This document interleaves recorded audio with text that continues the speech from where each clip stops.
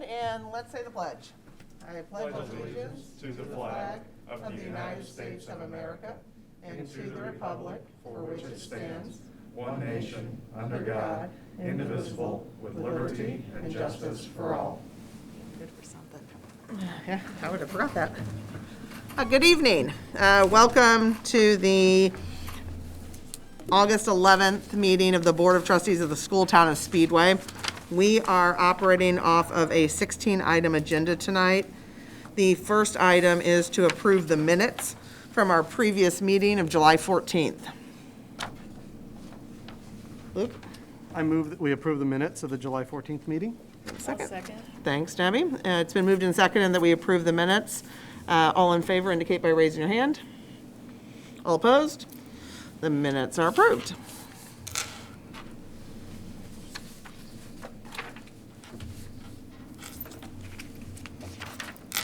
I think we are continuing not to pass things, so, right? Yep, okay. The next thing that we're going to do is conduct a public hearing for the 2021 Capital Projects Plan. Those in attendance have any comment? Okay.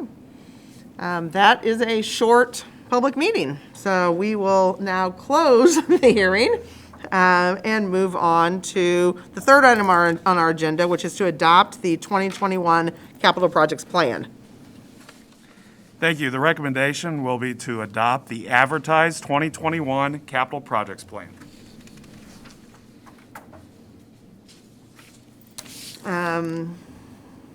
All in, I guess, I need a motion. Can I, what's the board's pleasure? Wonderful. Tom? Second. Do we have any discussion? All in favor then of adopting the 2021 Capital Projects Plan, indicate by raising your hand. All opposed? That passes 5-0. We do have sheets for that, though. Everyone needs to sign. Since Nancy's here, let's go ahead and sign them, and if you can go waft them back over, I'll hand them to her.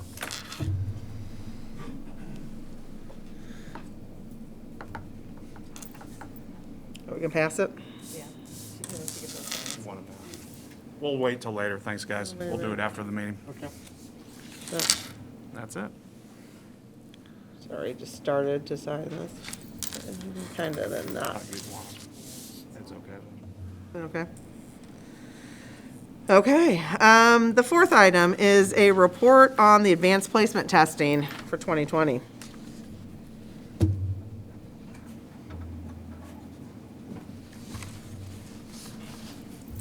Good evening, everyone. Hopefully everyone can hear me behind this.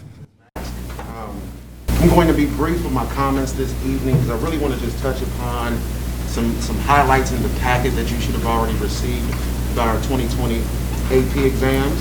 I always like to start with where we began to where we are currently.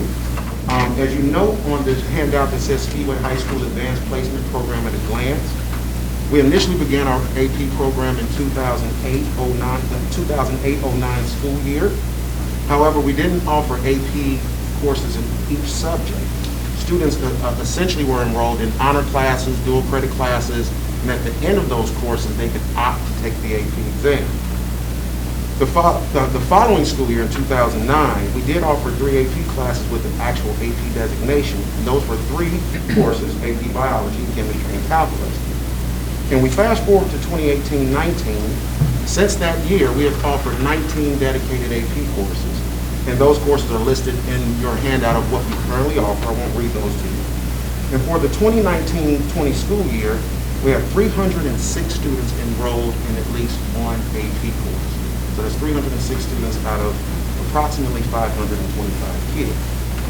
For the 2021 school year, we currently have 369 students enrolled in an AP course of approximately 525 students. So again, we have an increase for this current school year that we're currently in. And for going back to last year, 715 exams were administered in 2020. The information that you guys have received because of the COVID pandemic, AP testing was administered in a very different format this year, as most of you know. It was online. Students actually took their AP exam at home. And so the scores were delayed. We didn't get the scores until after mid to late July, and there's still several, well, not several, but a number of scores still missing. Whitney Baker, some other teachers are still missing some AP exams because students had issues uploading their AP exam. And those students were given another opportunity to take the exam or submit it via email. And so those scores are not yet available. So the data that you have in front of you, the best data that we have at this moment, which was August 6, 2020. At that time, it included 298 students, and it has 704 AP exams. Based on even these partial results, we still increased the total number of AP students taking an AP exam, the total number of AP exams administered, and the total number of qualifying scores, and the total number of qualifying scores for the graduating cohort. The graduating cohort, just to kind of give you a benchmark, a lot of times you get accolades or awards if 25% of the cohort earns at least one AP qualifying score in their 4 years of high school. The class of 2020 actually had a qualifying of the cohort, 52% of the cohort of 2020 earned at least one qualifying score in the graduating class. And again, I can't stress how that is not a small data point. That is a huge data point that over 52% of our student body, of the 2020 student body, were able to earn a qualifying score. When Mr. Zartman talked with our teachers, the initial goal was to try to have 25%, because again, as I said, that kind of is the benchmark for students that have, for the schools that have a very robust AP program. We've exceeded that for multiple years now. The first year he put that challenge out to our teachers. We reached the 25%, we exceeded it to 35%. Last year was 45%, and now we're at 55%. Here, 165 students earned a qualifying score of 3, 4, 5 in 2020. That's an increase of 37% from 2019. I've already mentioned the graduating cohort, and I wanted to bring your attention to the psychology course. If you may remember when I presented the curriculum guide last January of 19, we talked about having AP psychology as the social studies option for our junior students. Mr. Beard had said that he had one section of a regular psychology course that was one semester, and he was very adamant that he thought that of those students that were in his regular psychology course, 20 to 23 students of the 25 he had could have been in his AP psychology course. So we put that initiative in place this current year. This current school year, where every student is taking an AP psychology. But we opened it last year, and you will see that we had several students earn a qualifying score in AP psychology. And I also wanted to bring your attention to the AP calculus course, because 26 of those 31 students earned a qualifying score on the AP calculus exam. And 7 of those students, only 7 took the BC exam, and of all 7 of those students, they earned a qualifying exam. So I wanted to just bring you, give you some highlights of the data that you have in front of you. Real brief, I will talk about the aggregate data, the short form you have with the percentages of the demographics, and again, just to kind of pinpoint some highlights and some areas we still want to improve in. But again, I want you to recognize how phenomenal these results are. So last year in 2020, our total African American population was 109 students. So we had 109 African American students. Of those 109 African American students, 45 of those students were in an AP course. That's 42% of that particular demographic. They took 90 exams, and of those 45 students, 26 of those students earned a qualifying score. So that's 58% of students with a qualifying score within that AP population. And they represented 16% of the total qualifying scores for the 1920 school year. For our Asian population, we had 32 Asian students, and of those 32 students, 17 of those students were in an AP course, and 10 of those students earned a qualifying score. Our Latino population was 85 students, and we had 39 of those 85 earned a qualifying score, making that 46% of that population earned a qualifying score. White students, the total population was 261, and of those 261 students, we had 166 kids, and 98 of those students earned a qualifying score. And biracial students, or multiracial students, we had 33 multiracial students, and 20 of the 33 students were in an AP course, and 4 of those students earned a qualifying score. So again, as we look at the equity piece of our AP program, I was talking to Mr. Passwater about these numbers. While we are improving and doing much better than surrounding districts, especially within the metropolitan Indianapolis area, we still have some ways that we want to improve in terms of still making a 1-to-1 ratio. So if you look at the population per se for African American students, we have 45 students that took an AP exam.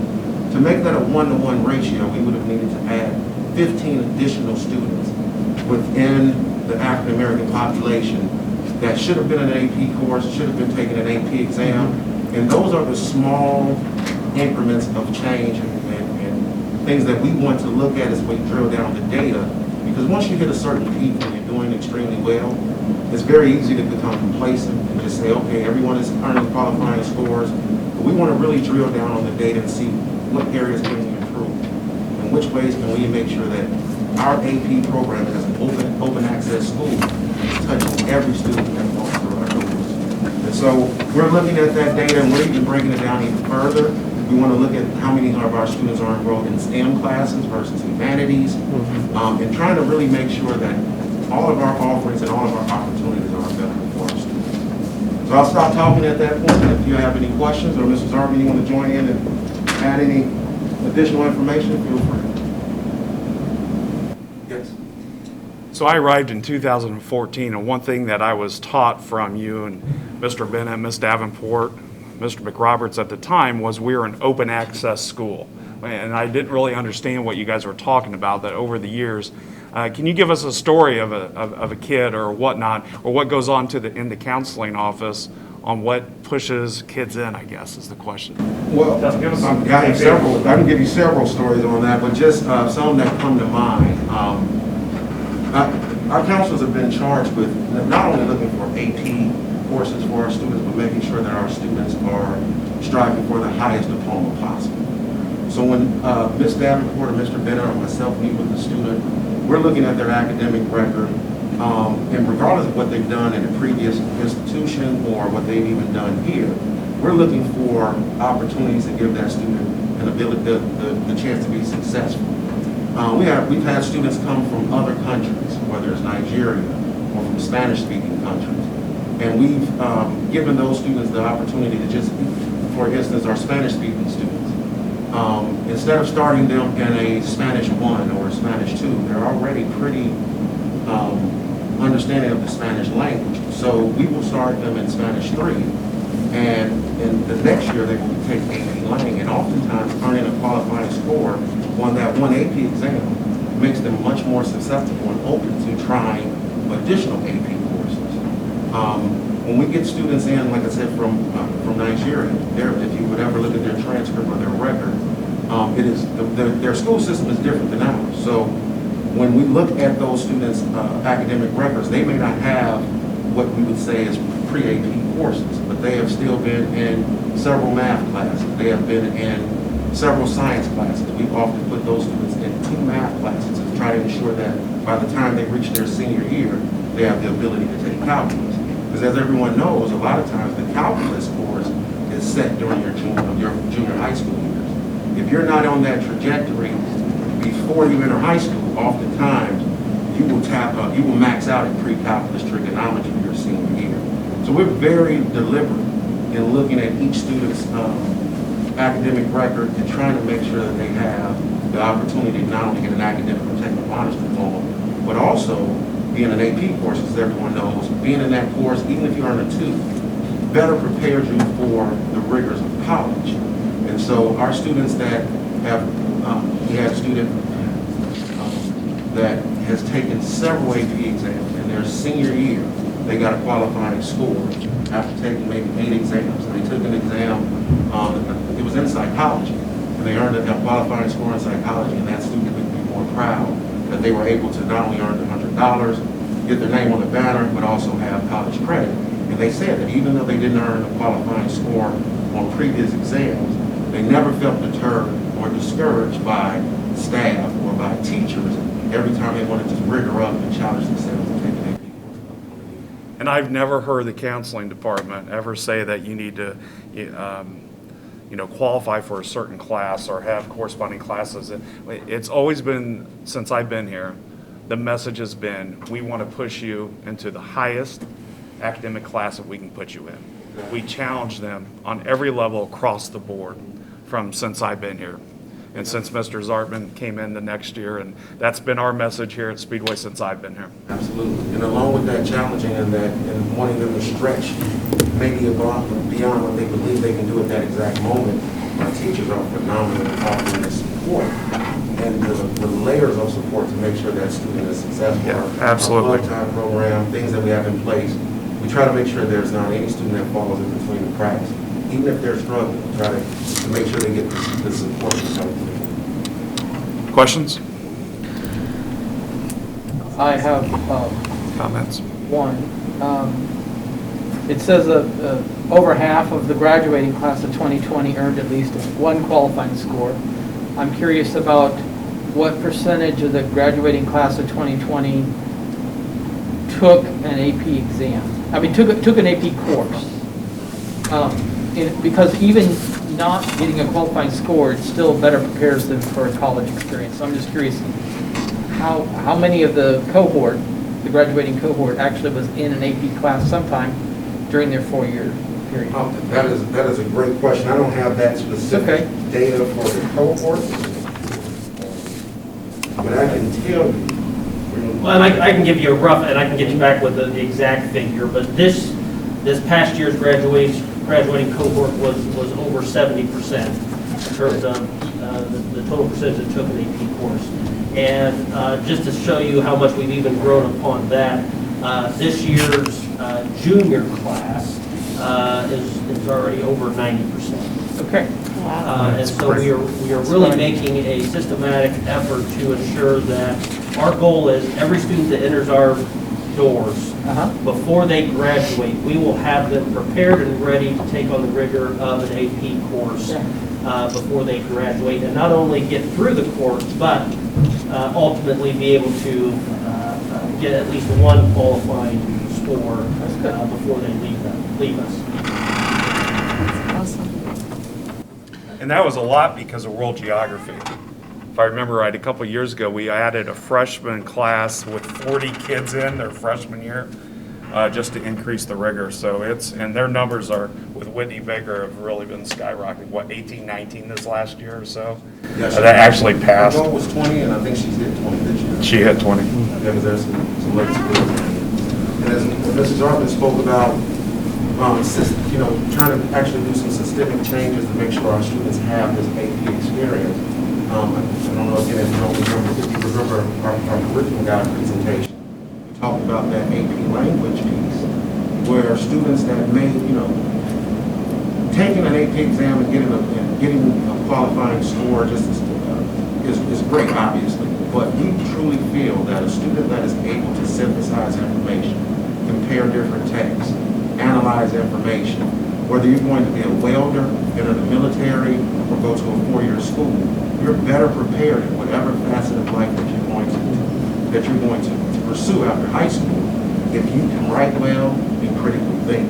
So those are some of the things that I think when we talk about some of these things that we're doing here at Speedway to some other schools, it seems very radical. But again, I think it's a testament to this community, our teachers, our families, our students.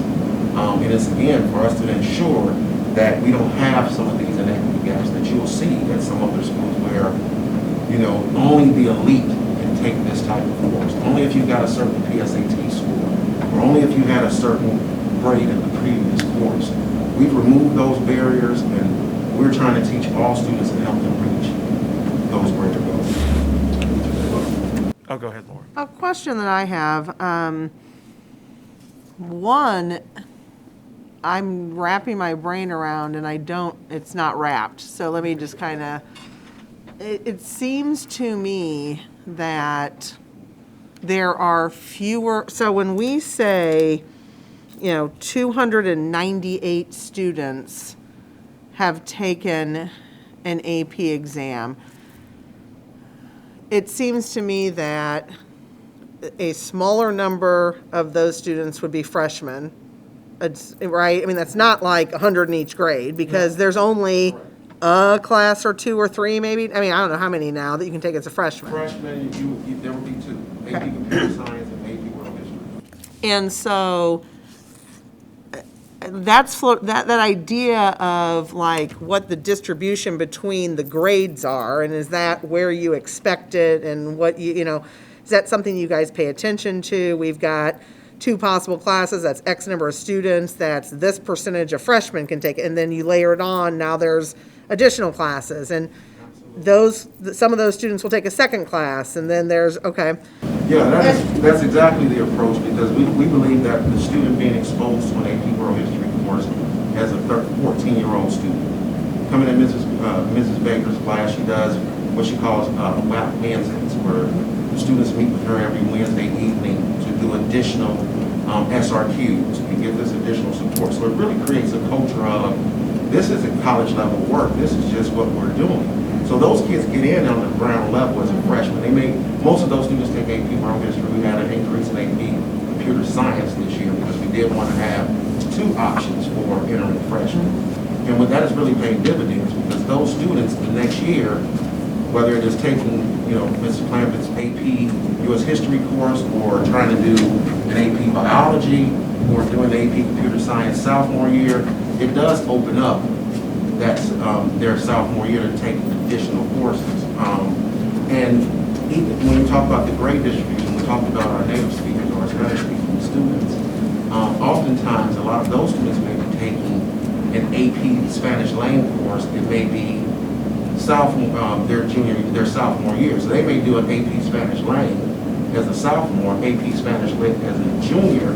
But even though they maxed out of our Spanish curriculum, after they've taken 2 AP courses, normally they earn a qualifying score. They're not at all intimidated to take AP Government, or to say, okay, I'll do the AP Psychology, or let me try AP Stats. And that's kind of my second question. So it seems to me that we have a much greater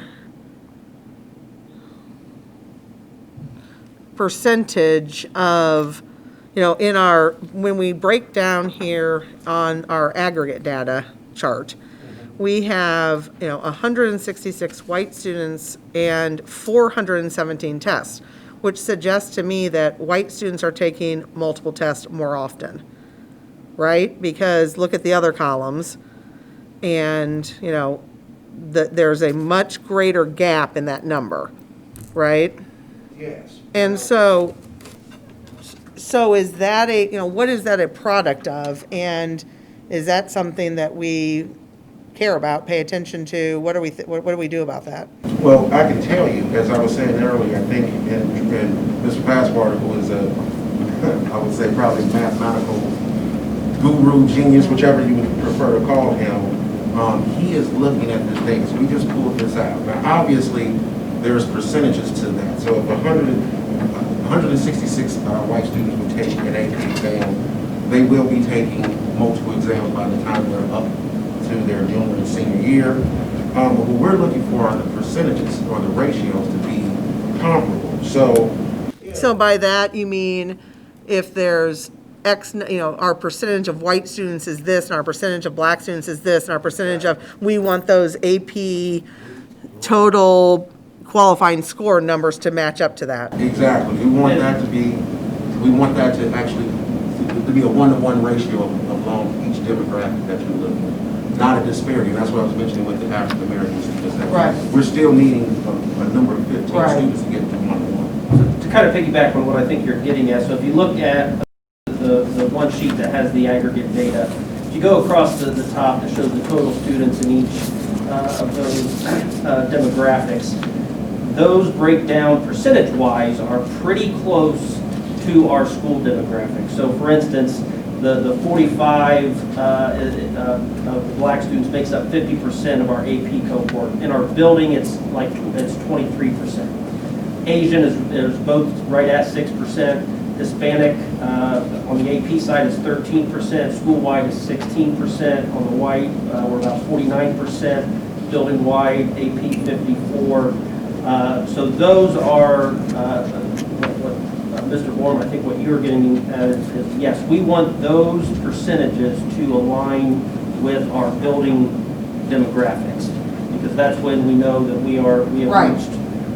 And that makes sense to me, but I guess what I'm asking about is this number of exams taken line, because I think I'm looking at this mathematically correctly, that if you have 166 students and 417 tests, that's 3 tests a student-ish.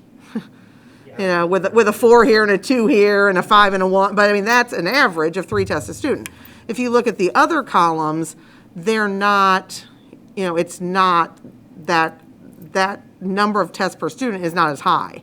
And so that also, given the idea, if we just look at qualifying scores, then it seems to me we're missing that whole point that we care about a lot, which is the just taking it matters, and the more, you know, kind of all what we've been talking about. So that just kind of jumped, that was a number that jumped out to me on this page, that it seems like it would also make sense to pay attention to.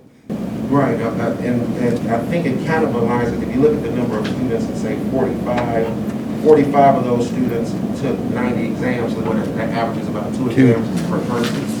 And then when we look at our white demographic, as you said, that's about 3 exams per person. So those are, again, are areas that I think where we all have a role to play. And again, I can go back, just because I'm privy to these conversations of speaking with, I can begin to tell you how many students I speak with and say, hey, yeah, I know you're doing 2 AP courses, but it's okay.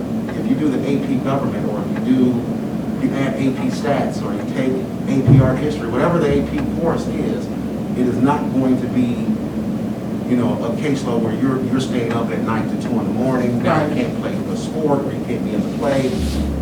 And so continuing to have those conversations, particularly with our underrepresented groups, because oftentimes, as you know, if someone is not encouraging that level of participation, or that level of, hey, this is not really a big deal. Taj took 6 AP courses, and maybe he would have done that regardless, but I mean, it would just kind of be that's just the trajectory or the expectation that he had, and trying to have every student have that expectation. Now, every student, you know, because we do have so many options, we do want to make sure that our students still do have options.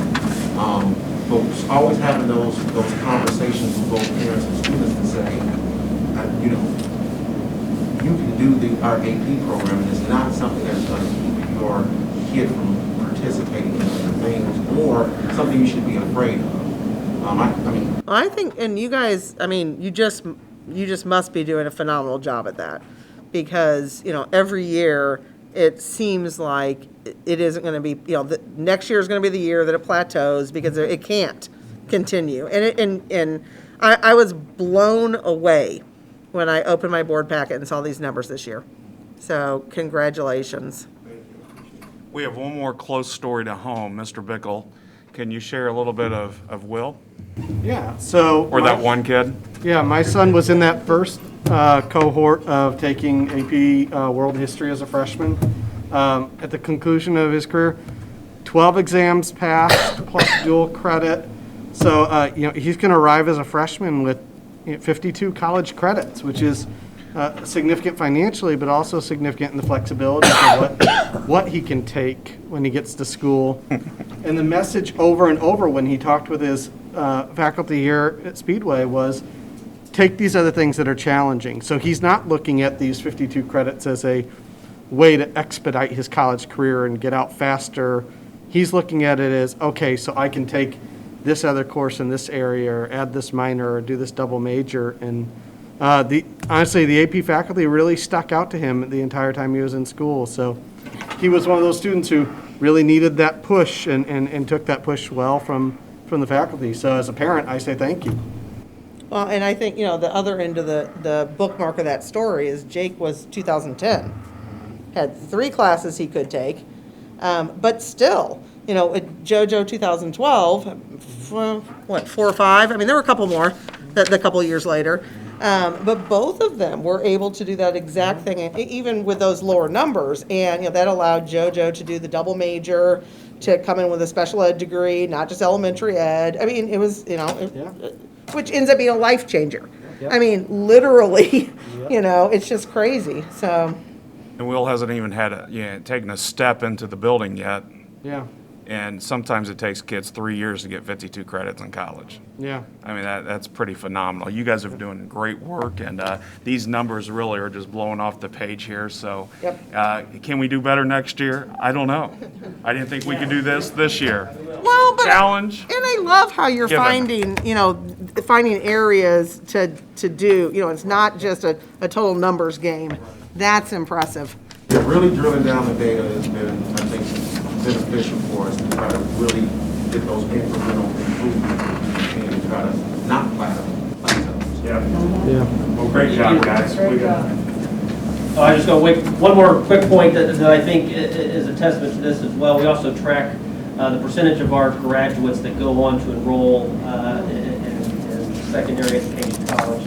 And we haven't got the data back for our 2020 cohort yet, but our 2019 cohort, we had the highest percentage in the 8 years since we started tracking the data point enroll in post-secondary education that we've ever had. So I think that is another testament to the rigor that they're getting here, and that they're not scared to take that next step and go to college.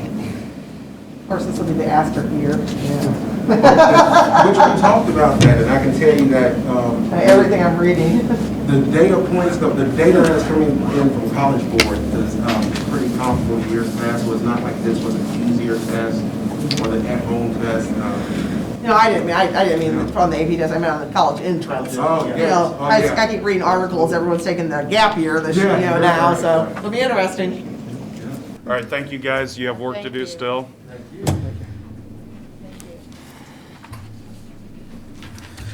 Okay,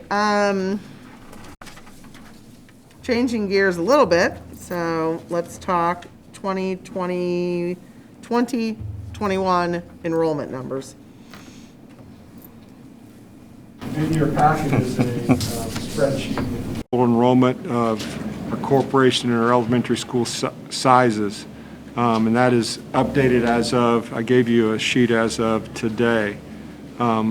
Before I go through some of these numbers, the meeting that we had back in July, we talked about opening of school during this pandemic, and I can't say enough positive things about the start of our school year. If I go around and talk to our teachers, our students, even our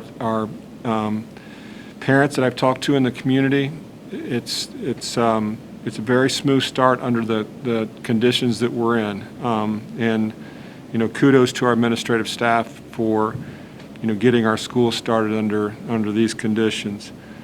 I wish our numbers were higher that I could report tonight, and Dr. Trebley, I'll do what I can to get those up. But in this spreadsheet, you'll see that our elementary sections, we have 53 of those elementary classes.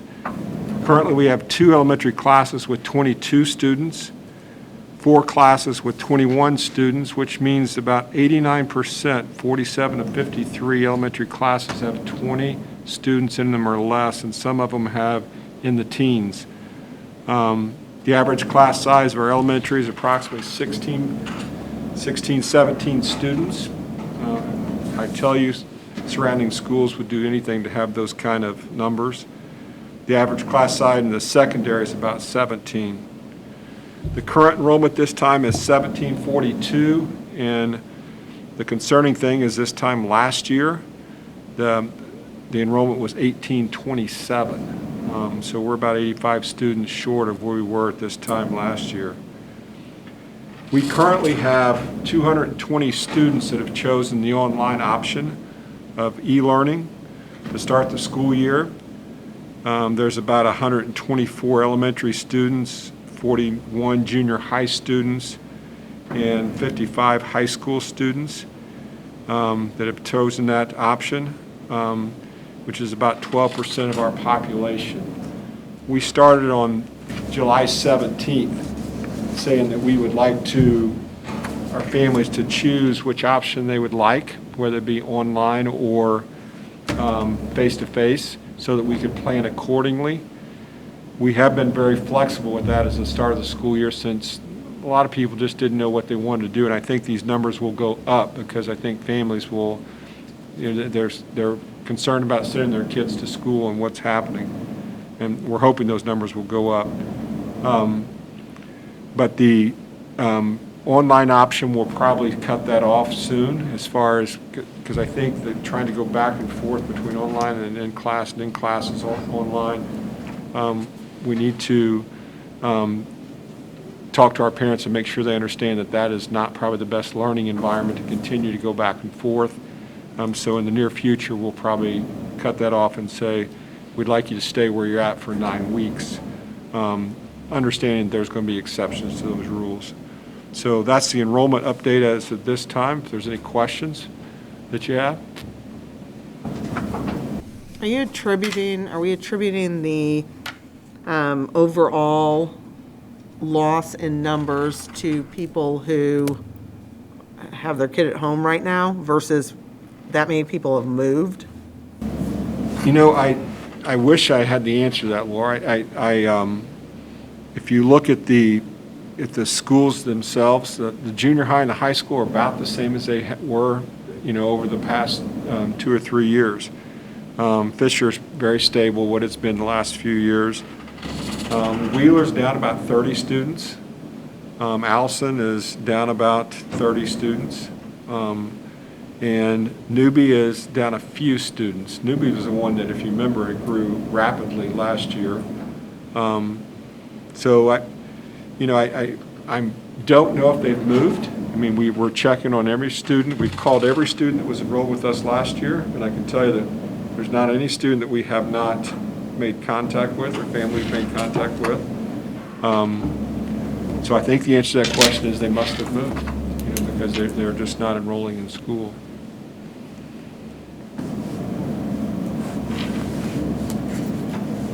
Any other questions with enrollment?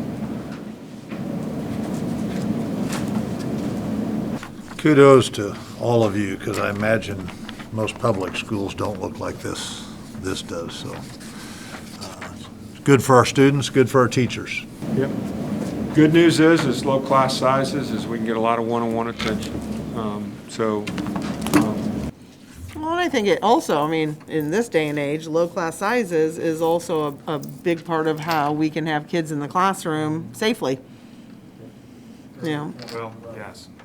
And that's, something that as, just I think for people watching, that, as you kind of see all the information out there about what Marion County schools are doing, and that we are doing something a little different, that's because we are different. And, this piece that has had so many other benefits for our town forever, is bringing yet another benefit, which is we don't have a lot of kids in those classrooms. And, we're able to space them out, and we're able to just have a level of safety that a lot of other schools don't even have the option to do. And that's allowed us to have kids in the buildings every day, which is just great for our families.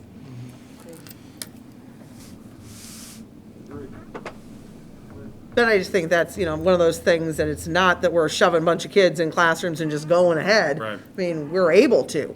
And so it's been, I've walked around some of the buildings and seen how the classrooms look, and it's just been great that we've been able to do that, to have the kids come in person, should they decide to.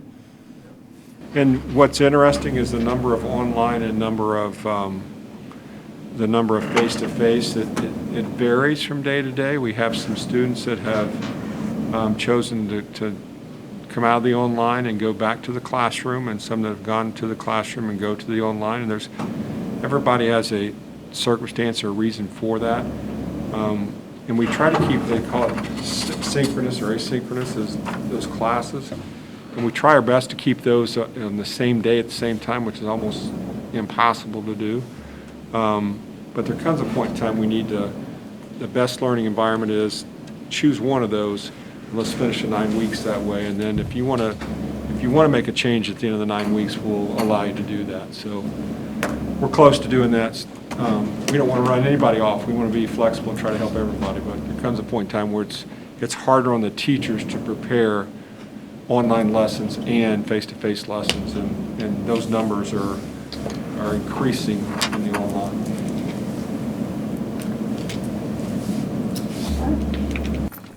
The next item is the presentation of the 2021 school budget. Okay, I prepared about an hour and a half presentation here for everybody in their masks. You know, the other thing that Mr. Disney, I don't know if you said it through that, I don't think you did. We're doing 3 systems right now, teaching in class. We're doing an online e-learning that we've never done before, which we're so much better now than we were this spring. And we're also, if a student has a symptom, they're going home for 10 days.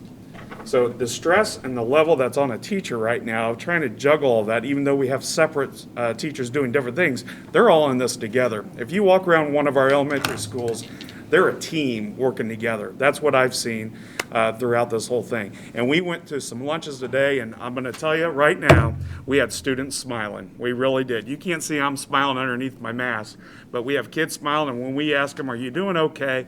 They say, oh, we're doing okay. Our teachers are tired, but you know what? We're going to figure out a way to go forward on this. So tremendous job, to echo what Mr. Smith said. Let's talk about money. Let's talk about the budget. This budget was been prepared by estimating, like always, revenue is going to be low and expenses high. The reality is we will always spend less than our appropriation, and we will receive more revenue than predicted. And that is the financial health of the school corporation. It will remain excellent if this budget is approved and adopted. The budget directs on even higher percentages of fundings in the classrooms and schools like we've always done. It continues the instruction to our elementary high ability students, our ENL, or our growing refugees as English new language, and also the population throughout the district. This budget also reflects the possibility of the e-learning that we're into right now across the district and supports to all areas affected by the pandemic. That's a new line that we usually don't say every year. This budget is very conservative and it's very patient. If you can add 2 words to the budget, that's how I would describe both of these as we go through it. If you turn to your first chart in the education fund, 2 years ago, did we ever check it? 2018, when we switched everything over to our budget and Gateway, and Nancy Johnson has done a phenomenal job here, and she's going to jump in this year in a few places. But we went from multiple silos to 2 silos that we had to pay everybody out of, if we remember that. It's almost like second nature now, but we're still finding some areas that we can improve on because we've got to appease everybody in the state auditors, the DLGF, the Herb Board, everybody that we go through, we had to make sure everything aligns. So the two funds we're going to talk about first is, first of all, the education fund, and we get our state tuition from our student. So that rolls into what Mr. Disney was talking about, our ADM, or annual or daily membership. How many kids do we have? How much do we get paid? And that is a big piece. As you can see, 75% of our total education revenue comes from that. The other pieces, such as the cash balance, summer school, interest, cell towers, ECA revenue, reimbursements, other revenue, and our transfers we have to put people where the money goes in the appropriation, that comes up with our revenue to pay people. People like teachers, their benefits, supplies, our assistants, special ed director, curriculum director. And another piece of this is our ECAs. So we have our coaches and our athletic director that comes out of the education fund. So those are our appropriations. We plan high. We get our revenue from our state tuition and other sources. And that really, in a few words that I just said, that really describes what we do in our education fund. We have that balanced out at $17,478,851 on revenue in and appropriations out. The second page is your referendum, and then I'll drop to the operations in a second. But our referendum, as we work with our property tax levy to max it out, we're looking at our referendum, our revenue that comes in will be from our taxes, from a cash balance, our excise tax, our CVAT, and our FIT, which is Financial Institute tax. And as the revenue comes in, it looks like $4.7 million. And now that, as a tax rate, as Nancy has put together here, last year we advertised in the referendum at 5223. So 5223. And this is kind of the important number. This year that we're advertising, folks, is 5031. So it's less. Our levy's high, we can collect less on the percentage on that, and we're pretty happy with that. We're actually decreasing the referendum on the purpose of 50 cents from last year was 52 cents. And that's a referendum. So what are some of the things we spend out of the referendum? Again, teachers, benefits. Remember, our mission is small class sizes, great results. We try to get the best of the best. We have teachers, special ed teachers, our library, the office of the superintendent, from custodians, and our transportation is another big piece as we passed that last month. Preschool supplies and benefits. So there's a wide range of things that we take out of the referendum, and folks, I'll just tell you, it gets us where we need to get to that small class size with the best teachers we can find, allows us to do the things we can do with the results that you heard, for example, as the AP report that was just given. So that is the referendum piece. The next page is the operations. Again, Nancy works very, very hard on this, that we want to maximize getting the most property tax levy that we can get. By doing that, we are going to advertise this year at 4207. If we advertise 4207 like we have in the past, we still are going to predict that the operations will come in at 0.3543.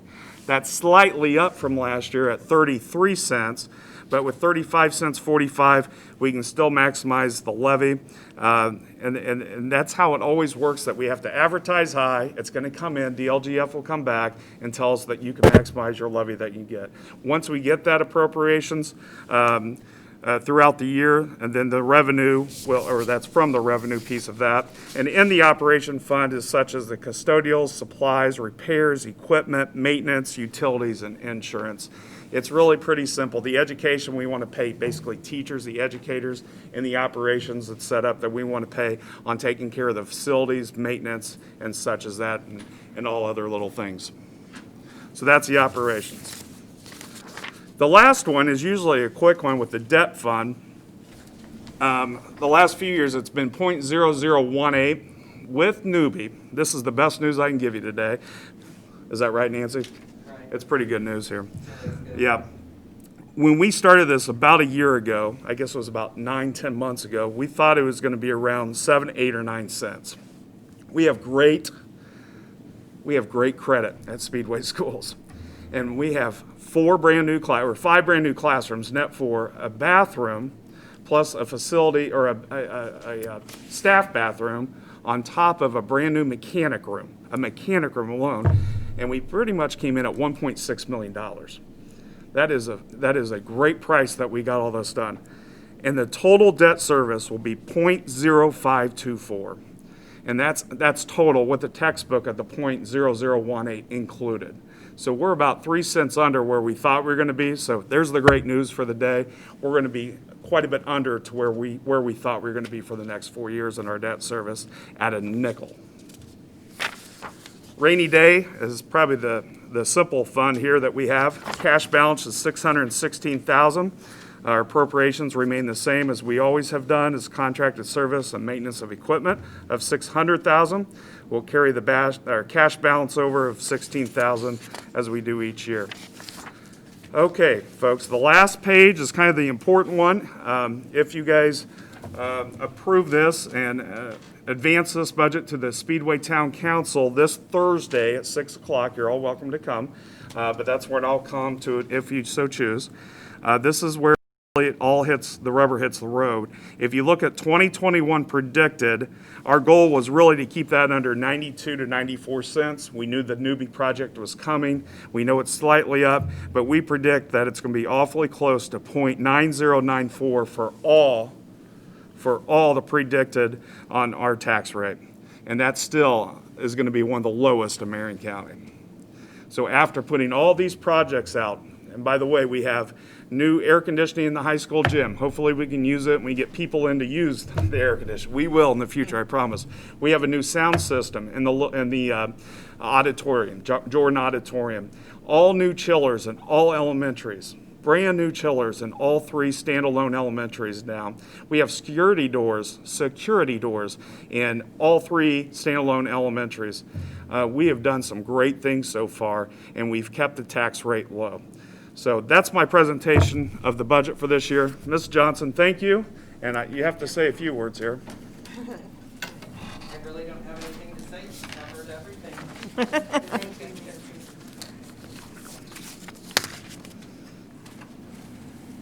You're supposed to jump in a little bit. So next is asking you to approve by consensus to advance this budget to the Speedway Town Council for consideration for the action on Thursday at 6 o'clock. Yeah. Okay. Thank you, Dr. Trubley. Thank you, Nancy. You're welcome, thank you.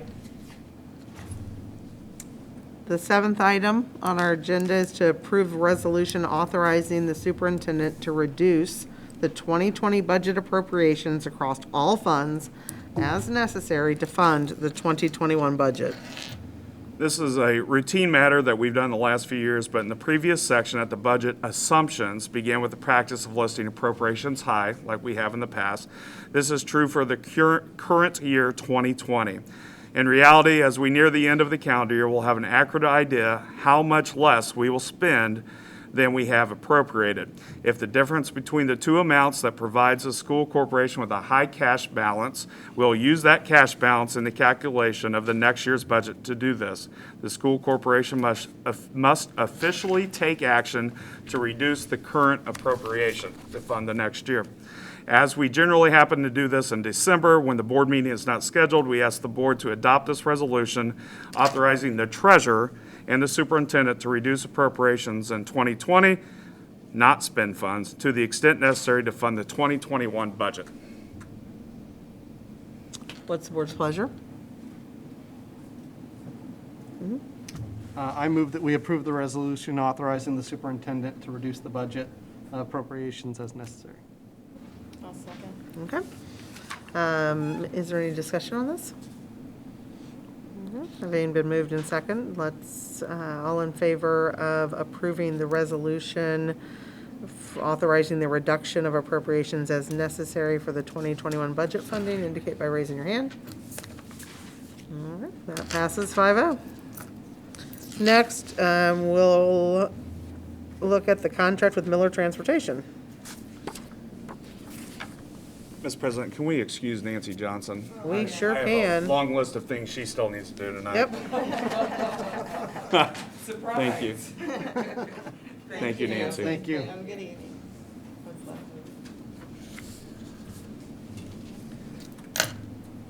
The recommendation is to approve Miller Transportation for our special purpose bus for the 2020-2023 school year.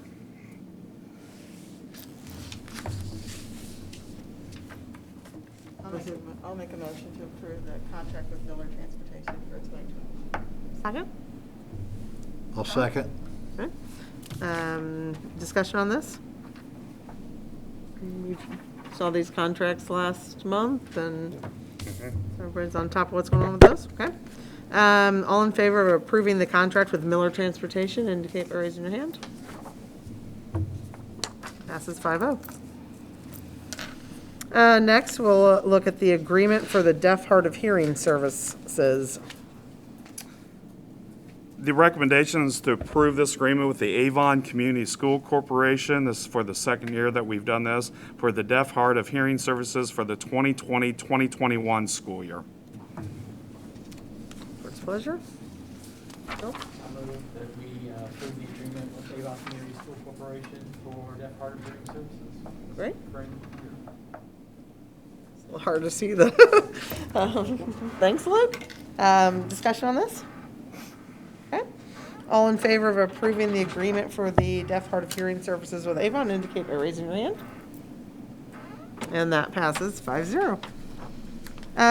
Next, we've got some equipment to designate as surplus, apparently. Each year, I come to you with an extensive list of all the things in the school corporation that has no value over $5,000. And we ask that we can use this for surplus for disposal. As we go through this, we find groups, if they can come and take off our hands, that's a great thing. We reach out to churches, we reach out to community members. We've even had a school in the past that have come down to get some old chairs that they needed. So if there's anything that has a memory component, and this was a big item in the years past, we just do this routinely each and every year. We make sure we destroy all those related memory components of computers, and sometimes we even get a little money out of the precious metals that we recycle. Very, very little, like pennies. But we do have that sometimes. But just want to bring it to your attention for the designating equipment as surplus for disposal. What's the board's pleasure on this? Tom? I'll move that we designate the equipment we have a list for here as surplus for disposal. Okay. I'll second. Thank you. Discussion on this? Okay. Having been moved and seconded, let's vote on designating the equipment as surplus for disposal. All in favor indicate by raising your hand. All opposed? Okay, that passes 5-0. Next is to approve food service employees' 2021 wages and salaries. I can't speak highly enough of Liz Schmidt and Rhonda Jones from March till July of our food service of Airmark. As Mr. Disney said, we have roughly about 1,800 kids. That's an estimate from then to now. But we served 48,578 meals to our community in that span of March 13th till the end of July. So I just want to publicly say thank you to them, as 48,000 plus meals that were served out. They were in our buildings 2 to 3 times a week, sacking, getting sacks ready of food and preparing that. Well, probably no one saw that, but we did, and they used our whole cafeteria to spread out, and they were safe in doing it. Just a phenomenal job. But each year on this motion, on this agenda item, I bring to you is the raises. So the recommendation is to approve wages as listed on the enclosed listing of the cafeteria employees. The recommendation is 25 cents an hour increase, and that's for anybody over 2 years that have been here. It's 20 cents for those who've worked for less than a year, per their level and step.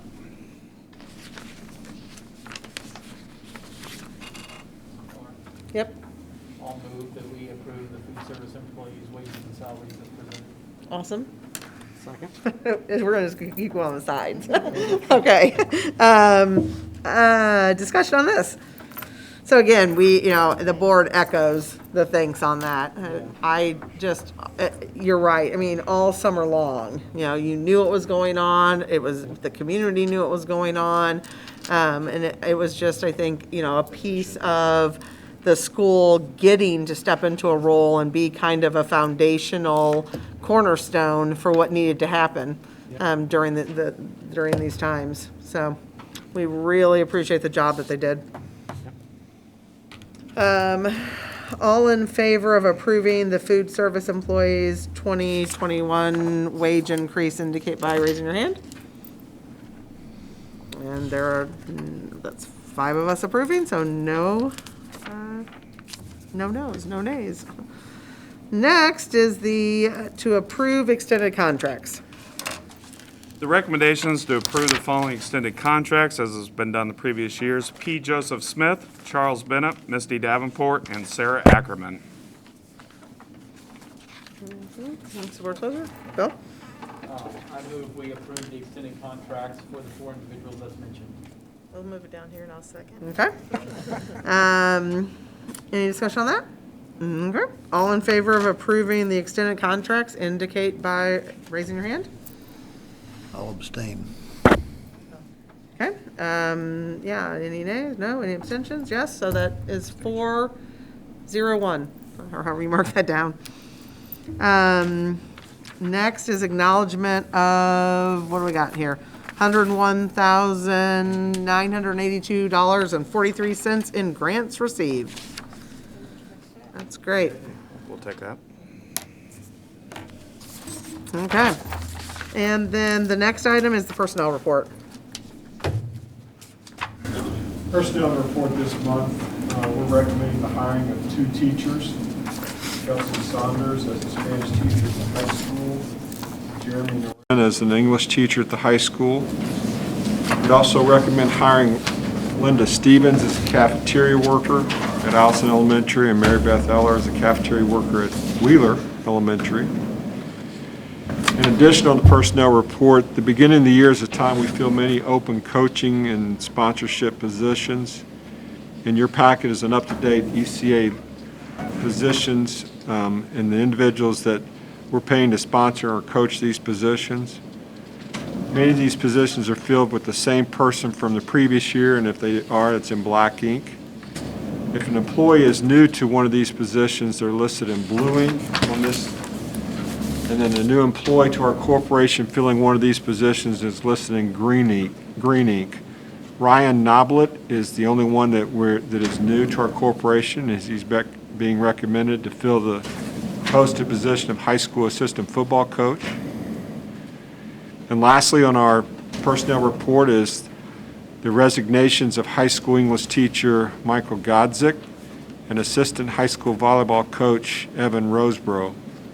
The resignations are included in your packets. And my recommendation is that you approve the personnel report as presented. I'll move that we approve the personnel report as presented. Okay, second. Luke? Okay. All in favor, discussion? All in favor of approving, yes? What the comment is? Yes? No? Oh, gosh, this spread out thing is tough. All in favor of approving the personnel report as presented, indicate by raising your hand. That's all 5 of us. Lastly, we would recognize visitors, of which we have none. And do we have any other business? Okay, then we will adjourn to upper claims.